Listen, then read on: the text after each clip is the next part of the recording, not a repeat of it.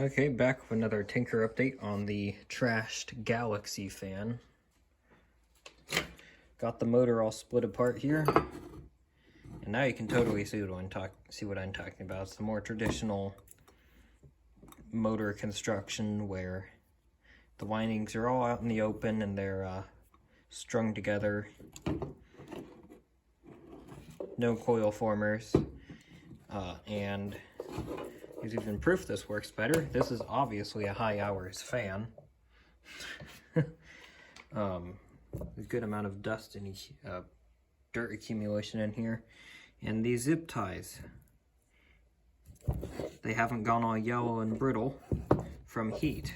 So this motor, obviously, this design is able to keep itself at least cool enough to where the zip ties don't overheat. I've worked on the more modern motors like the gory motors that have the coil formers, and those just overheat, the zip ties get all brittle and they break, and it's just a mess. Because those motors, the coils only have a little gap in between them, and they can't really breathe that well once it clogs up. I wasn't able to find a date on the capacitor, unfortunately. No date. That's just like a part number. So, no clue when this is from. I'm gonna guess it's older. Rear motor shell. There's another number. Supreme. There's the switch. The older style large motor shroud, I guess you call it. The way these motors cool themselves, on the inside of here, this not only acts as a kind of support for the hub, for the center, but it also acts like a blower wheel, just like, let's say, like that. Just a much more simplified version. And so, when it's all together, and this is spinning, it's going to suck in air from the center of the motor, and it kind of blows it out the sides here. And that's how these motors keep themselves cool.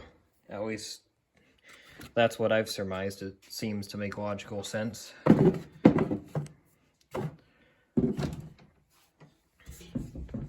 There's the back guard, which